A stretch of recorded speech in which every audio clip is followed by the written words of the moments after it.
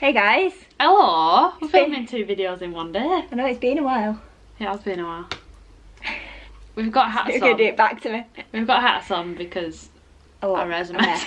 Like, we have said in a, the vlog that we're filming. All of our, it's like 20 degrees and all of our summer clothes are in the loft. And I just yeah, we're at home, but I just don't want to go in the loft right now. I never want to go in the loft. Lucy doesn't want to go in the loft right now. So we're chilling in gym clothes and they're all we look a bit scruffy. But hey, nobody but you gonna see us. So a lot has been going on in everybody's life. At the same time, not a lot has been going on. Yeah. So we wanted to give you a bit of an update. I feel like you keep seeing my boob. Just one. So we wanted to give you a bit of an update as to where we stand with our IVF. You probably already know if you follow us on Instagram, or if you read the Daily Mail, because we were interviewed for that. So yeah, where did we start? So basically we started our 4th round of IVF, which we was It's not a 4th round of IVF, our Frozen Embryo Transfer cycle. Okay. So it's not a round of IVF, we didn't stim or anything like that. But I'm just gonna let her go. I'm gonna sit here and just look bored. We started the medication for our FET cycle, the Frozen Embryo Transfer, but I'm sure most of you already know that. So we... Our plan was to vlog as we went along, however it didn't really go anywhere. So we didn't vlog, yeah, basically. I had the ProStap injection, so that's your down regulation, but you just have one and it lasts for a month or something. So that was really good, so I didn't have to have injections every day. They gave us the option, didn't they? They said you can either pay for the injections every day, which was going to be the... Supraco? Yes, or this one. And I think this one that she had was £100 more than having the injection every day.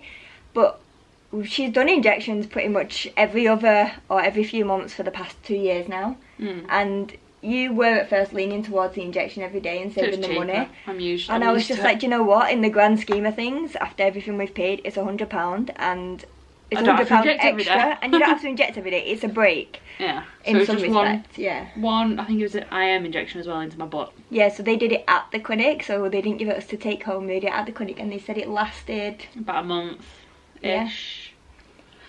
So I had that about cycle day 21, but I had a really long cycle, so they also gave me progesterone tablets. Yeah, to start my cycle at the same time. So that worked out quite nicely. You took them for 7 days, didn't you? I think maybe 5, something like that, yeah. And then my cycle came after that.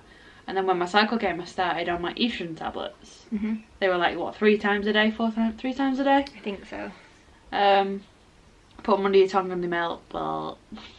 well, it didn't taste very nice, but it's alright. And we got up until the day before we were going in for my line-in check, and we got the call.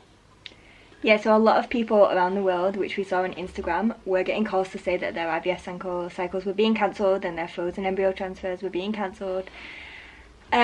We kind of had a feeling it was going to happen, but at the same time you always have that little bit of hope. You know, that emotion that really messes with you throughout the whole of any journey that you need hope for. It just messes with you, doesn't it? But yeah. We really hoped it wouldn't be cancelled. And so the HFEA, who are our governing body, they'd issued some guidance on that, I think, what was it, the Wednesday night. It was not very clear. It wasn't very clear. They were taking what they were saying from the British Fertility Society and the Royal Obs and Gynae. Yeah, I think so. So they issued a big statement, and it was all about stopping cycles. But in that, there was a line that said cycles that had already started could continue, obviously based on individual circumstances and assess the risk of OHSS and stuff. It was basically up to the clinic.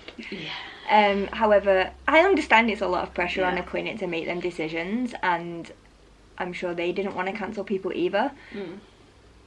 But it's just frustrating. It's very frustrating. We were a week away from our transfer. And we was in Tesco. So let's backtrack 2 seconds. So we got our first phone call basically saying, here is the advice. We are advising you to choose to cancel. Yeah, choose to stop. But there's nothing to say that you have to stop. Yeah, but we're advising that you will, and also a warning of if we was to continue then and we had any more appointments, then we would lose the money that we pay. Yeah, and we'd still then just be cancelled. We actually worked out that the money that we had paid by that phone call and what we was going to pay within the next week was going to be the same amount. Yeah. So it didn't make any difference to us. To say we'll carry on for now.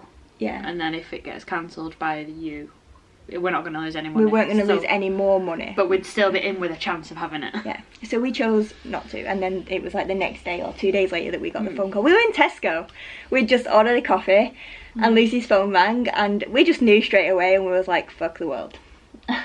No, that was the clinic. That was the call giving us the option in Tesco.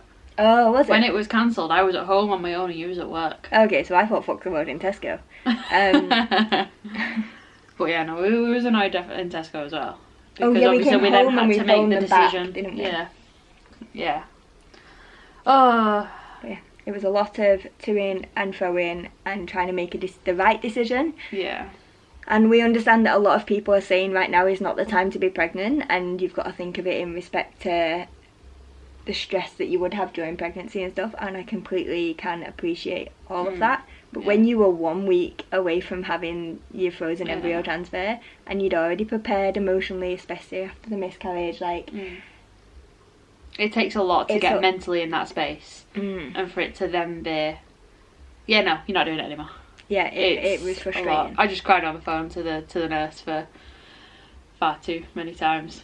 I was at work. You was at work and you was crying. I was at work and I was just in a big meeting and I left the meeting and I just sobbed, and I remember a doctor followed me into I ran into the quiet room and he followed me in and he thought I was crying at first because of like the meeting that we'd had. All about COVID stuff from work. And I was like, it's been cancelled. I've never spoken to this doctor before. He had no idea. I felt so sorry for the guy. He was so lovely. Yeah. And now every time I see him, he was like, are you okay? Do you want a coffee? And he was just the sweetest guy. You weren't just crying about COVID. But I was, I was so embarrassed afterwards. Like, I literally, you know when you ugly cry? Yeah, that's what I did. And I just did that down the phone to the nurse. Yeah, I just did it for, like, bearing in mind how many people were in that meeting, I ugly cried. That was not okay. But it's been a couple of weeks since then now, so we're in a bit of a better place to talk about it and not just cry. Yeah. And we've got a lot of stuff, I guess, with work going on that's keeping our mind occupied away from that. It's kind of there in the back of your mind and you want to know, you want to message the clinic and be like, when can we start? But realistically, they're not going to know when we can start. They haven't got a clue. Like, I can appreciate how hard it is for them as well. I'd like them to be keeping us in the loop a bit more. Like, we've not heard of them since we've been cancelled. They probably don't know either though. Yeah, no, they don't know, but I'd like them to call me and tell me that they don't know and say like how they're going to manage things like when we do start. Like, they did say that we were going to get priority, but like I know some people are having like phone conversations and consultations about like how it's going to start. So like they're calling on like cycle day whatever and then they're making a plan to do whatever. Like, we've not had any of that, so we'll wait and see. We might get a call at some point in the next few weeks. Yeah. But the staff might be gone. Defining Mum on, is it Defining Mum on Instagram? Did I think really it was her good that did the open letter to fertility clinics, like talking about communication and saying how, like, I think it was something like 89% or something on her Instagram poll had said that they had had bad communication with their clinic since. Yeah. And I think that actually had a really good response from, I don't know, not from our clinic, but from a lot of other clinics. I've seen people saying that they're getting phone calls, like, and this is after this open letter, and like a few days to a week after, and you're like, it's definitely why. Yeah, no, she did a really good job. It's a really good thing. Do we have anything else to say other than? No, I don't think so. We could sit and rant about how unfair it is and how stroppy we got, and I've done quite a few Instagram and Facebook posts about how unfair it is and how stroppy we were, and the things that actually specifically really annoyed us. Yeah. But I don't have the energy to do it anymore. Yeah, I think it was things like they were saying like conception was going to be such a added stress on the NHS. Like, they're not advising fertile couples to avoid conception. It's just like us. It's just like us. We're such a small minority of conceptions, and it's like, no, you are the ones that cannot do it. Yeah. And instead people are joking about a baby boom, and I'm not really enjoying that. It's really winding me up. Yeah. It's frustrating and it's not fair.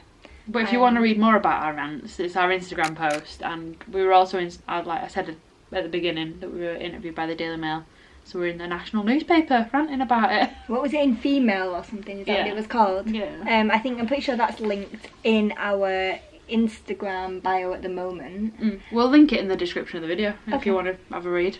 Cool. It's interesting. It's awesome. Alex Reid and his the guys that we follow on Twitter. Oh yeah. IVF. I'm very unfortunate. Yeah. That's Twitter account. And then I'm pretty sure somebody we followed on Instagram actually messaged, and I think they were in it as well. Oh really? I think so, yeah.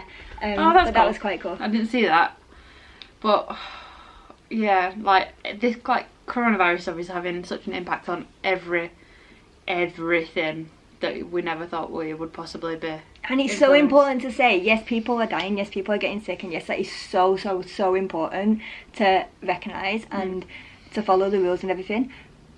But you're allowed to be angry and upset and emotional about other things that are going on as well. Like, your feelings are still valid. People can experience more than one emotion at once. Yeah. And I'm sick of people saying, you're not supposed to feel this way. Well, like, actually, I can feel how I want, because I can feel bad for these people, and I can feel bad for me as well. We've had, like, it was a big significant thing that we've had cancelled, and we're allowed to be sad and upset about it. Yeah. Likewise, if you've had a holiday cancelled, which we're probably also going to get as well. Yeah. You're allowed to be sad and upset about it, yeah. But you can still appreciate and be sad about everything else that's going on in the world. And if you just can't get toilet roll in the shops, you can be sad about it. And the eggs. Got some eggs today. I really want to make banana bread, and I can't find self-raising flour anywhere. It's really stressing me out. Okay, I feel like this video has kind of gone so off topic. Yeah. But that's our update. We started a cycle. It's been cancelled / postponed. We're sad about it. We don't really know anything else. Yeah. But let us know what you guys are doing. When do you think everything's gonna get started again after all this lockdown stuff? When do you think fertility treatment's gonna start? I'm predicting like autumn. Autumn? Wait, what's now? Now is summer. Spring, and then summer. I feel like summer. And then what? Spring, then summer. Yeah. Okay, I'm predicting end of summer. I think end of summer. Mid to end summer at least. And July, then I feel like August-ish.